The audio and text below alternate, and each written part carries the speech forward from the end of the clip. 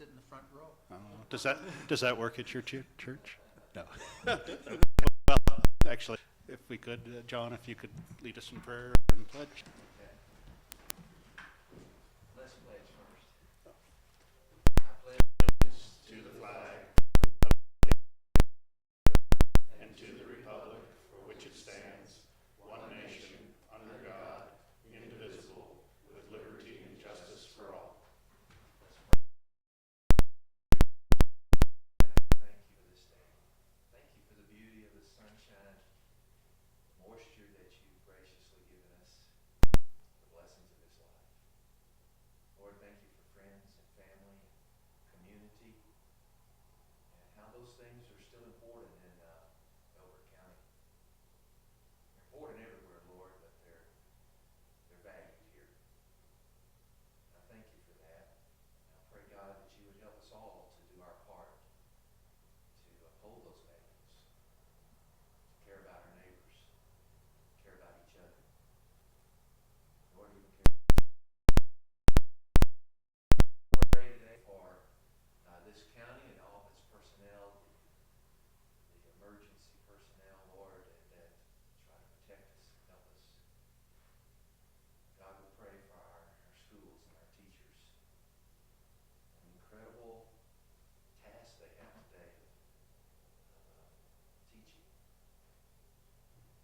Lord, I pray for our commissioners and the decisions that they make not only today but throughout the year.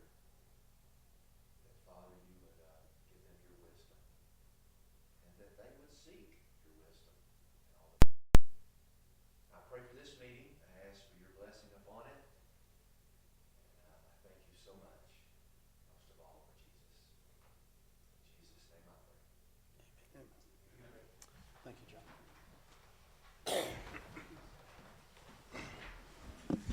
All righty, Amanda, if you could call the roll, please. Commissioner Richardson? Here. Commissioner Pettit? Here. Commissioner Mayer? Here. All righty. First item we have is approval of the agenda.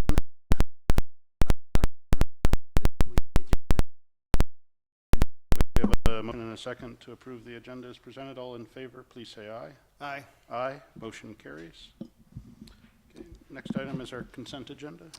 I'll make a motion, we approve the consent agenda as presented. Second. We have a motion and a second to approve the consent agenda as presented. All in favor?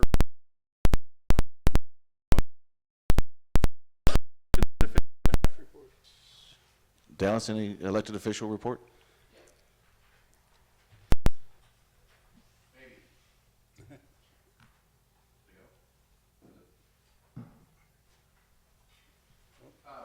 Election's going well. We have about 55 in the House now.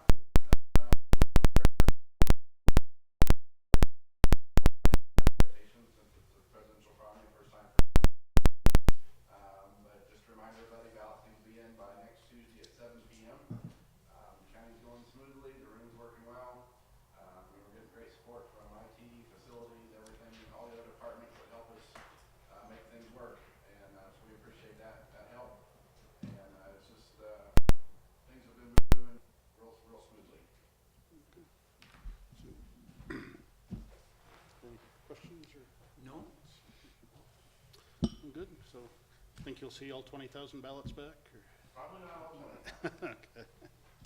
All right, thank Did you have anybody come in and ask, who is this guy on? Well, we always have some interesting people that come in with different suggestions and complaints, so we're able to take care of that. All right. Thanks. Commissioners, I've got a couple of announcements. One, I want to introduce our new facilities manager. After an extensive search, we've decided to promote from within Bobby Chevaria. Bobby, stand up. Was with Road and Bridge. My understanding is Road and Bridge hates us now for taking him and making him facilities manager. If you hear any boos, it's only from the Road and Bridge people. We're excited to get Bobby in. He's got a lot of work ahead of him. He's got a broad background in construction management. So we are excited about getting him in, getting him onboarded. We're getting him involved in a local building management association. We're also getting involved in going around and visiting with all the different facilities folks, and he's currently assessing his team, his plan going forward. So I'm sure we'll hear more from him in the future. I just want to make a comment. Is Rory explained to me that I didn't, when we interviewed Bobby, we didn't do him a favor. I've known Bobby for what, almost 20 years, Bob, and 15, 20 years, and I've been around him when he's been doing construction. He does a good job, and in a supervisory role. Well, I guess two sides. One, congratulations. Two, I'm sorry. But I tried to warn it. yeah, you will not run out of work, that's for sure. All righty. I've got a couple other announcements, if I may. Dwayne, did we get you introduced formally as public health? Okay, we did. I missed a meeting, and I wasn't sure we did that. All right, so we've got one other thing to kind of announce. Monty, you want to come up and take the mic? Morning, Commissioners. Monty Hankins, Elbert County Road and Bridge. Since we restructured Road and Bridge in 2017, one of the goals Rory set before me was to increase training. We did a pretty good job in 2018. We did, prior to 2018, there weren't too many records kept on how many hours we provided training to our staff. In 2018, we did 1,835 training hours. In 2019, we almost doubled that to 3,248 hours. Within that, one of the goals has been, there's a local Colorado technical training assistance program. It's called LTAP. They do mostly road-specific road construction and road maintenance training modules within that. In that, you can obtain a Road Scholar Level 1 and a Road Scholar Level 2 within that training. You have to go through several day-long training classes on various topics to obtain that. Rory wanted me to start working on getting all the supervisors within Road and Bridge that certification. So for the first time ever within Road and Bridge, two of our employees, two of our foremen have become Road Scholar 1s as of yesterday. And the first one is Jason Coring. Thank you. He's currently our drainage foreman. And the next one is our project foreman, Mr. Jay Wall.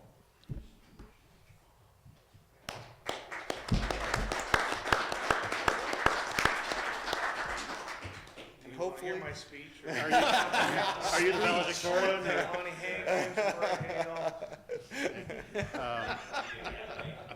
hopefully I can get mine soon. I keep sacrificing going to class for, like yesterday, the snowstorm and stuff like that. But we're moving Could you forward. stop those? Just keep them off the roads? Yeah.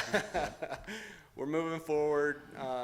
Hope to keep going in this training aspect. It seems to really be helping Road and Bridge in several aspects. So. Yeah, like I said, I know we can always find bad spots in 1,200 miles of roads. Yeah. But overall, Yeah, there's always been a room. lot of improvement, Yeah. clearly over the last few years, so. Thank you.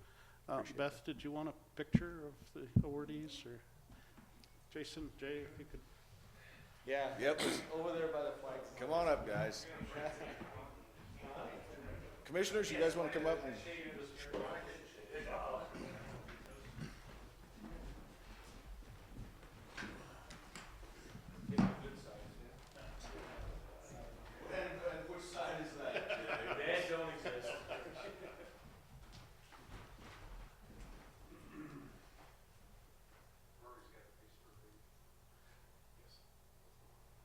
You guys get a little closer together. Let's squeeze in. All right, smile.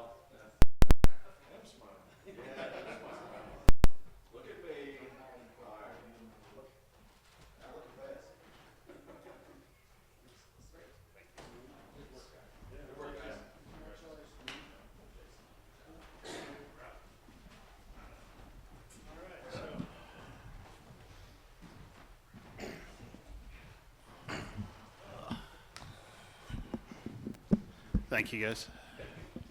All righty. Do you have anything else? Okay. That's all I have, Commissioners. Moving on. Christina Stanton, CDS Director. I had one thing that came to me Monday afternoon. Got a request in writing from Don Paul with the Peaceful Valley Boy Scouts requesting a 30-day extension. They're due to come up to their deadline, I think, in a few days. They were approved August 28th of last year. What are they waiting on? They're just trying to finalize some of their notes on their exhibit. I think we're there, but he was trying to bring me a copy to look at. However, the note in question that we wanted to look at for some reason did not show up on the page. So he's supposed to be correcting that and emailing that to me. So it shouldn't be a big deal. Should be able to be resolved within 30 days. Okay. When was the deadline? The deadline would be the 28th. Okay, yeah, So it'd be a month from then. okay. That'll work. I don't have any problem with it. If you just prepare something for signature or whatever, we'll either ratify it or take it at the next meeting. All right. Thank you. So all you're waiting for is Just the map? Yeah, the Plat. revised Mylars. Yeah, we're getting to.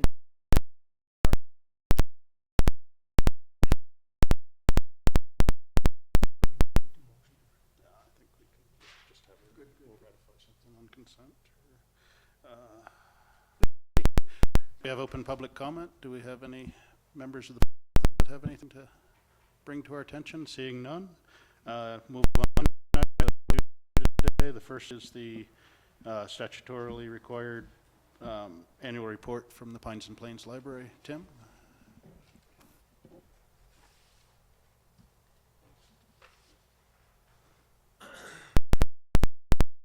All right, thanks for having me, Commissioners, Sam. As Commissioner Richardson stated, we're statutorily required to present to the county every year as part of our measures of accountability. Basically, the state of the library, that's the main gist of it, but also the law calls for any other significant facts that are relevant to the library district. This portion here is where we present it to the public as well, and I won't take up too much of your time, just give you very broad strokes when it comes to that. If you, yeah, I was on my phone, so yeah, I don't plan on reading that verbatim. I mean, as enthralling as it might be. But I wanted to state that, yeah, if it's in the Commissioner's Board packet today, if you want to take a look at it. I want to put it up on our website, or you can come to me or any of my branch managers and ask for any document you want directly. And we believe in being an open book at the library. Sorry, terrible pun. First off, I'll go to our fiscal state. So last year, we were able to increase our general fund by over $200,000. We saw 1.1 million in revenues and about $900,000 in expenses. And that's a general trend since I began, which Commissioner Thayer was on our library board in 2015, when we had what I call a solution creation opportunity. Some people call them problems, but there are always opportunities to create solutions. The solution creation opportunity we had was debt in the form of a lease purchase option for our Elizabeth facility. And what the board and I were tasked with was okay, how do we take care of this so that we can better leverage taxpayer funds and provide a return on investment? Well, I'm happy to announce that at the end of 2019, due to simply broad strokes, as I said, spending less than we make, we were able to pay off the Elizabeth lease purchase option. That's thanks to Commissioner Thayer as well. Who've come to us since 2015. Some of them have departed. So now we turn our eye toward the future. Fortunately, last year I stood up here and said, what's our next goal, financially speaking? And I said, well, we need to invest in our people. Well, because of a fantastic economy, we've been able to do that already, in addition to still saving and being fiscally conservative. We've been able to expand services. We've increased staff in the last couple of years. We were able to increase staff basically at the end of 2019. We were able to add to our program budgets, and we've also increased our acquisitions budgets. But the issue with acquiring items, and that's what I mean by acquisitions, we buy books and buy DVDs, CDs, etc., is that our libraries only have so much space. And turning our eye toward the future, we need bigger, better libraries. Most importantly, the board and I have prioritized expanding the Elizabeth facility. We have 13,000 square feet of unused space in that facility. It's effectively warehouse space at this point in time. But what we're doing also is of course we're increasing our general fund again this year with the budget, but we've established a capital improvements fund to specifically earmark monies for improving libraries, and we're also going to the public and saying, okay, what does your ideal library look like this year? And per that, we're going to develop a capital improvements plan for the next 10 to 20 years, not just to focus on the Elizabeth facility, that's the most urgent, but to focus on Kiowa, focus on Simla, and focus on Elbert. So the future is bright as far as the library is concerned, and thanks for the opportunity to present this report to the public. Any questions or? I'd just like to make a comment. When I was asked to be on the library trustee, that was about, I think you got promoted the same day I got put on the board, if I remember right. About right, yeah. Yeah, and one of the things for those of us, including Tim, that looked at the budgeting methodology at the time, it was quite primitive. And I'm exceedingly appreciative of the fact that it's turned around. Thank you. Anything else? No, I do appreciate it. Okay, It's I appreciate it. been an interesting ride through just the growing economy. I know, I think the first year we were in office, I think Susan St. Vincent was president. She gave her report at that point. They were really looking at planning to refinance the debt with the looming balloon payment, and then, as the housing prices changed and more income came in, it was really good to see that could get out from under that debt and have more money to devote to services and folks. So thank you for what you're doing. Yeah, good planning with a good economy works wonders. That's true. Yeah. So, thank you.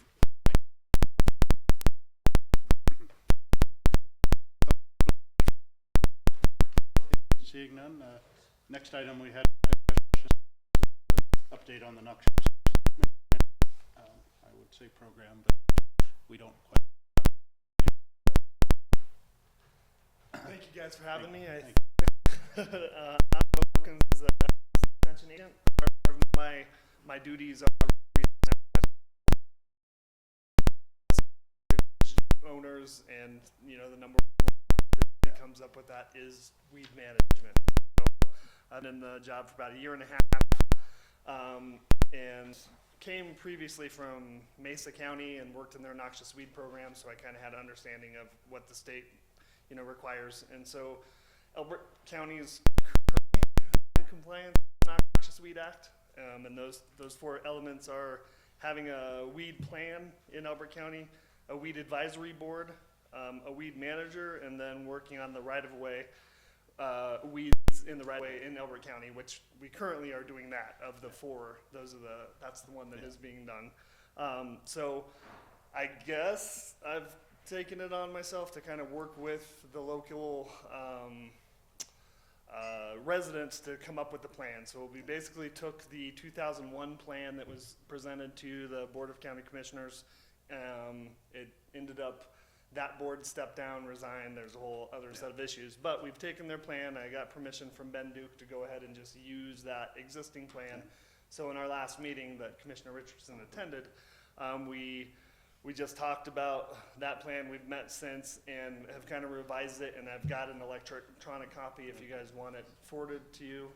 So that's kind of where we started, is just working on this weed plan. And I've spoken with each of you guys individually throughout the last year and a half just about what we can be doing and how I can help, and you know what we need to be doing as far as weed management, noxious weed management in Elbert County. The next step, I've got a group of 5 of us that are all Elbert County residents that have been working on it.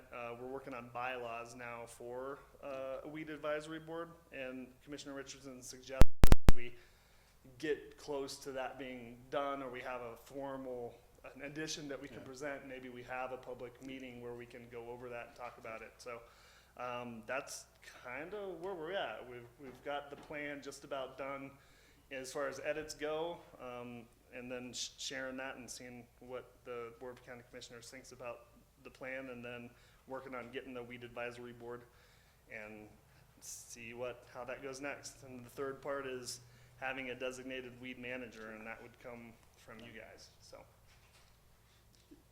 Were you volunteering?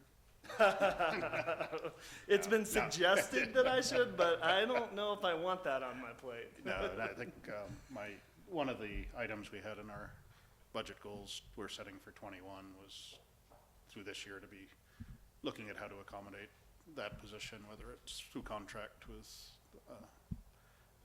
one of the surrounding counties, or whether that's a full-time, part-time, additional duty, where that one sits. But I personally appreciate you taking this one on, because as you noted, it was something that there was a lot of effort put in by a lot of people to get almost to the finish line quite a while ago, and we just didn't get across it. So I think the steps you outlined are the right ones.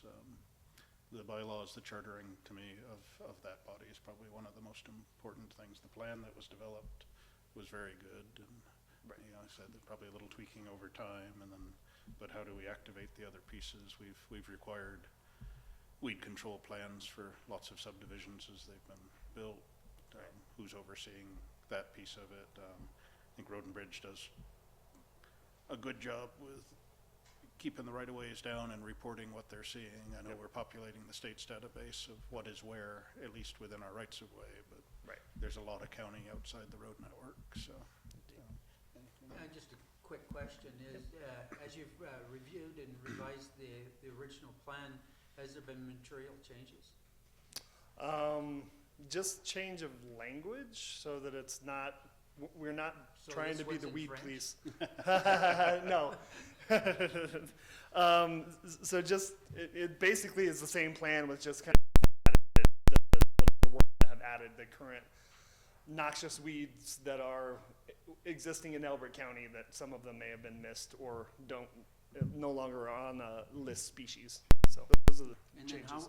how are you going to develop relationships with the private landowners that are adjacent to roads and things like that? That's a very good question. They're kind of the ones that are prompting this a little bit. You know, you have large producers, and I'll use CV as an example, who are bordered by small acreage landowners, and some of them are doing a very good job managing weeds, and some people just don't have any idea about weed management, anything that's growing on their land. And so we've hosted several workshops for the county trying to educate about noxious weed management within the county. So it's really just an educational effort, and then landowners trying to work together to manage weeds. Yeah, I was gonna say, that was kind of the tone in the meeting I sat in. That to me seemed to be the direction we were going, or the previous plan was really, and it was focused on enforcement, not education. Right. And at the end of the day, we don't have a weed control army that we'll ever have out there, so just kind of keeping it more as making sure folks know what the right thing to do is, and the impacts of letting stuff get out from under them, I think is important. Anything, Rick? No, I just thank you for your efforts, because I know it was probably, a year or so ago when you had your first one talking about weeds or whatever, and I went to that one, and I know Ben Duke was pushing to get the board going again and stuff, so appreciate your efforts. Sure. And it's gonna take you guys, working with you guys, and hopefully we'll be able to create a board where you guys are able to work together. I think that's where the disconnect was in 2001. Yeah. So, Yeah, I think that piece of it, probably set a workshop at some point in the near future, but the composition of the board of large acreage, small acreage throughout the, geographical, I think is gonna be very important just to get buy-in for the plan in For total, sure. so. Thank you. And part of, as far as the public is concerned, will you be given some kind of a pamphlet or something of, I'm gonna call it the chemistry book, what chemicals work on this kind of weed and that kind of stuff? so if each weed has, so there's 4 ways to manage weeds. It's the integrated weed management plan, basically, but so every weed that's listed in the state species and that would be in Elbert County has 4 ways of controlling it. So you have your control methods that are mechanical, you have your chemical methods, cultural methods, and then biological controls. So yes, each of those will have a list of things that are successful in controlling those weeds, including a list of chemicals that work well in managing those weeds. That biological comment was interesting, because years ago, somebody brought out a bunch of bugs that would eat on knapweed.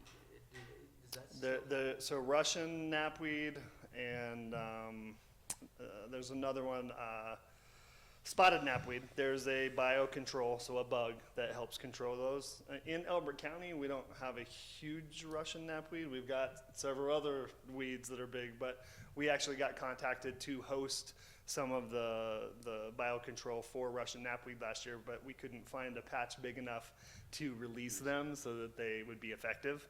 But there are several I got a spot. weeds. Great. Well, then let me know. Several plants that can be controlled by biological control. They're not effective with List A plants because List A, you want to eradicate them, and biocontrol really works with other controls, so chemicals and mechanical controls. So, Good. I'm glad you're doing it. Yeah, thank you. Alrighty. That was the last of our discussion items. We only had one action item today, that's approval of minutes from our February 12th meeting. Mr. Chairman, I move that we approve the February 12th, 2020 minutes as written and dispense with the reading of those minutes. I'll second. We have a motion and a second to approve the minutes as presented and dispense with reading. All in favor, please say aye. Aye. Aye, motion carries. Board planning, for the next meeting, one I was tracking, just, we've talked with the other electeds and sent the budget goals around and gotten some feedback, so I think we can put those on to adopt at our next meeting. So we can, because I know you want to start on 2021 right now. Or want an election update, Yeah, that'll be interesting, yeah. and there was something else, Census update, I know Rory was close on the updated public works standards. that will be the first meeting in March too, Okay, public improvement standards. yeah. And if there's anything else that we can go over that, Alrighty, that's a good start, and then, like I said, we can work with Willie to get a time to sit down and do a workshop on, just, like I said, just want to avoid getting too far ahead in planning without, just kind of keeping everybody in sync. So, anything you'd like to see, or? No, I think I'm fine. Okay. Okay, with that, we'll call a recess at this time. It's 9:30. We'll reconvene at 1 p.m. for land use. Thanks for coming out.